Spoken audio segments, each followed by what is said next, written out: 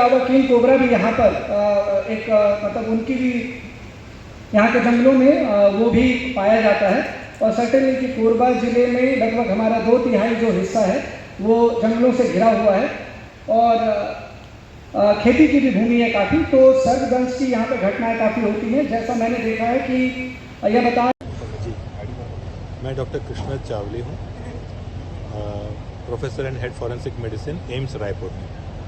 Sir आज क्या कार्यक्रम था बताएंगे? कार्यक्रम था स्नेक बाइट, आप देख सकते हैं, स्नेक बाइट मैनेजमेंट के बारे में डॉक्टरों को और हेल्थ वर्कर्स को अवेयर करने के लिए ये प्रोग्राम बनाया गया है।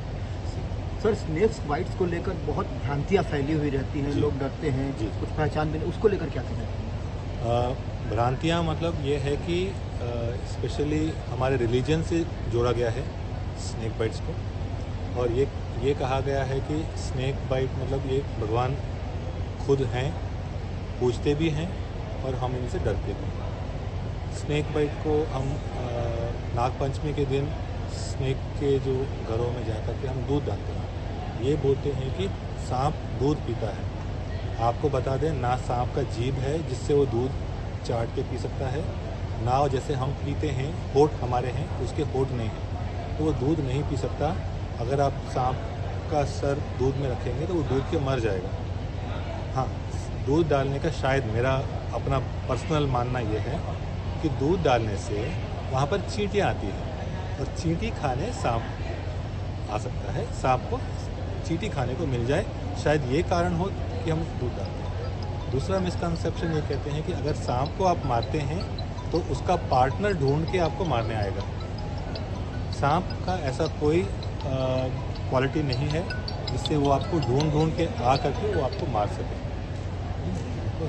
तो सांप के कान भी नहीं होते और सांप वाइब्रेशंस को सेंस करता है। हम अगर चलते हैं तो जो वाइब्रेशन पैदा होती है, तरंगे पैदा होती हैं, उससे वो जान जाता है कि कोई हमारी तरफ आ रहा है। जैसे चूहा भी जब भाग रहा है तो चूहा को भी वो पकड़ लेता है, उतने हल्के से जो वाइब्रेशंस हैं उसको पकड़ लेता है, तो उसे पता है कि यहाँ से चूहा आ रहा है। दूसरा टेम्परेचर सेंसर है उसके अंदर, तो गर्म, हमारा खून गर्म रहता है, सांप का खून ठंडा रहता है, तो ये पता करता है कि गर्म खून वाला कोई चीज़ आ रहा है मेरी तरफ, क्योंकि उसकी आंखें इतनी तेज़ नहीं हैं। और जो जीभ बाहर निकालता है वो क्या करता है, वो केमिकल सेंसर करता है, वो केमिकल सेंसर है।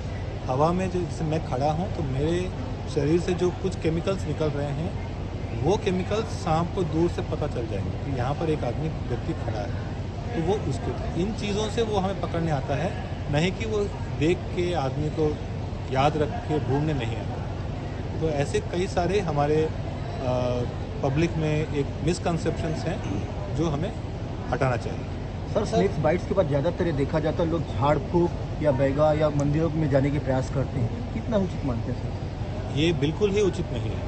जैसे मैं बताया है कि कई सारे भ्रांतियां हैं, इतनी भ्रांतियां हैं, और हम मानते हैं कि झाड़ फूँक से ठीक हो जाएगा, लेकिन जो जहर शरीर के अंदर गया है, आप बताइए झाड़ फूँक से वो जहर बाहर कैसे निकल पाएगा?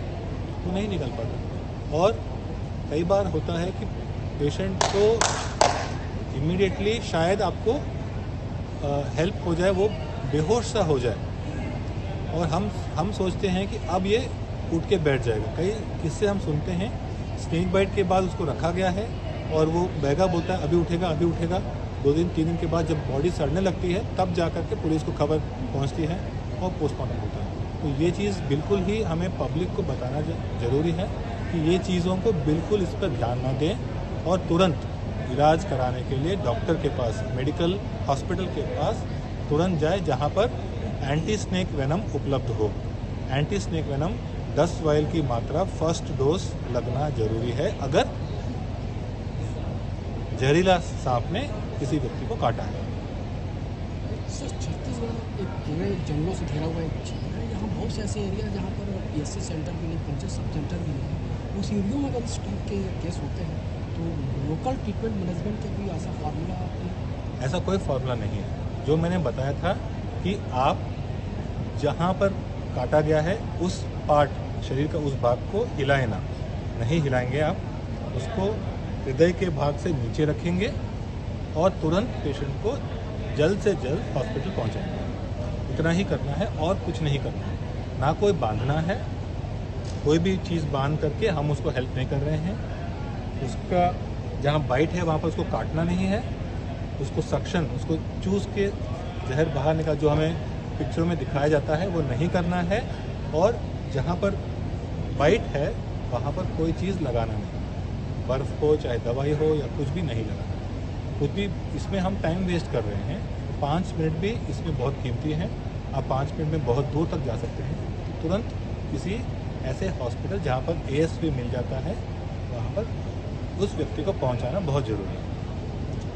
सर, सर्पदंश के बाद पुलिस विभाग द्वारा क्या कार्रवाई की जाती है? कई बार ये देखा जाता है कि PM रिपोर्ट में सर्पदंश के अंश नहीं पाए जाते हैं, तो किस प्रकार से उसको सुरक्षित किया जा सकता है, इसके बारे में बताएंगे? हाँ, ये पुलिस को हम जानकारी, जैसे मैंने कहा था हम मेरे इसमें टॉक में, पुलिस विभाग को जानकारी हम इसलिए देते हैं क्योंकि इसका पोस्टमार्टम रिपोर्ट ज़रूरी होता है कंपनसेशन लेने के लिए। और अगर व्यक्ति का जैसे कोबरा बाइट है, आज काटा है, आदमी 12 दिन बाद मर सकता है।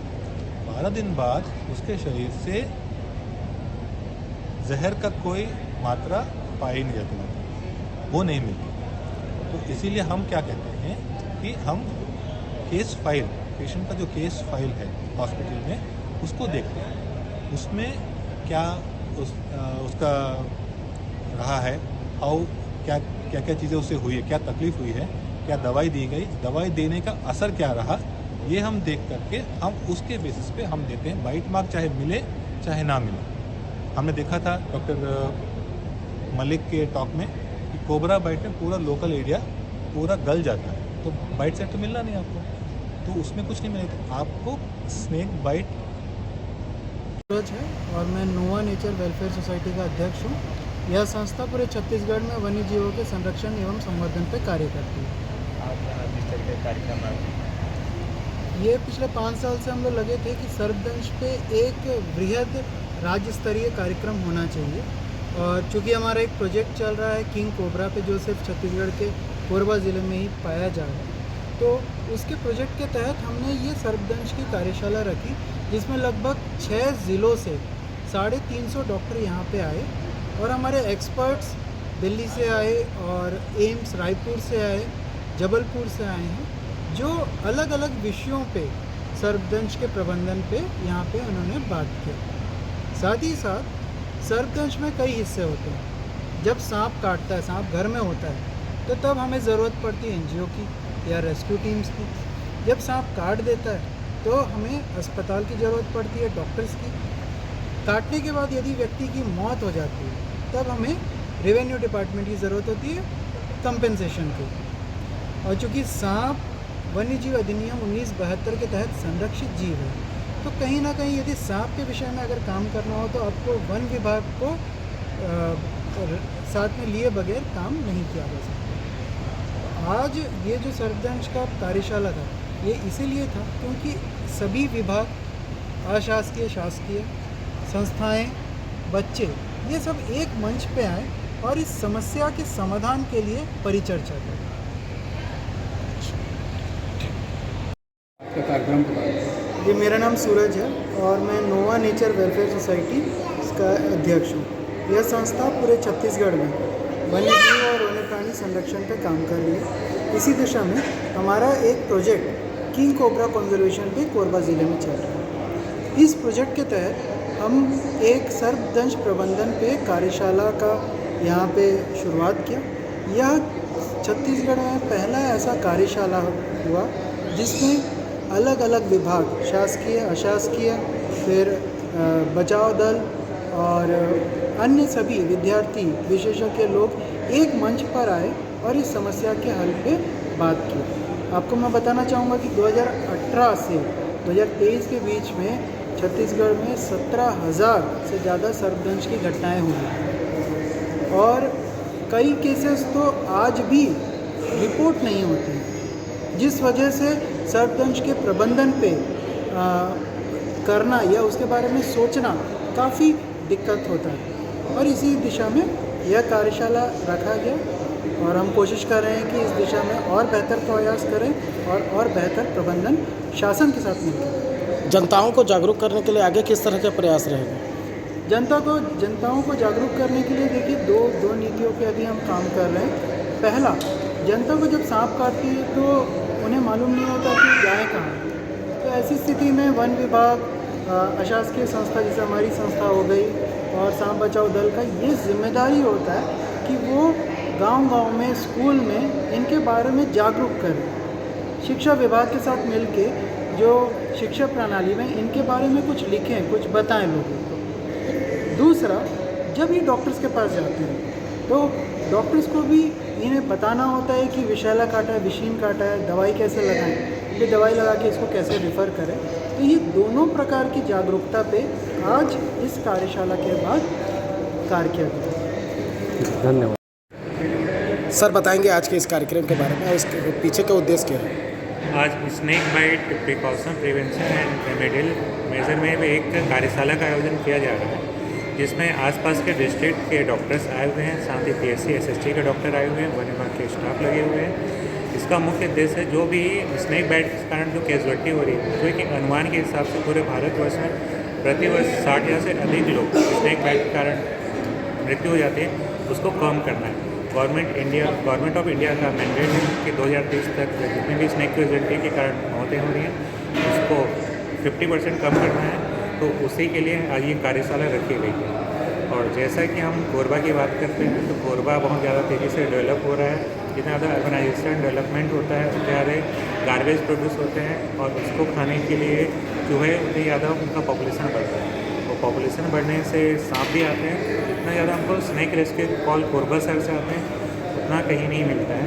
और इसमें बहुत ज़्यादा संख्या में हमको रेड स्नेक और नाजा कोबरा सांप के रेस्क्यू कॉल आते हैं। इसीलिए हमारा प्रयास है कि लोगों को जागरूक किया जाए, अपने आसपास साफ सफाई रखें और जो भी केसेस होते हैं या स्नेक की कॉल आते हैं, स्नेक दिखता है तो हमको कॉल करें, हम उसको सुरक्षित रेस्क्यू करेंगे और जंगल में छोड़ेंगे।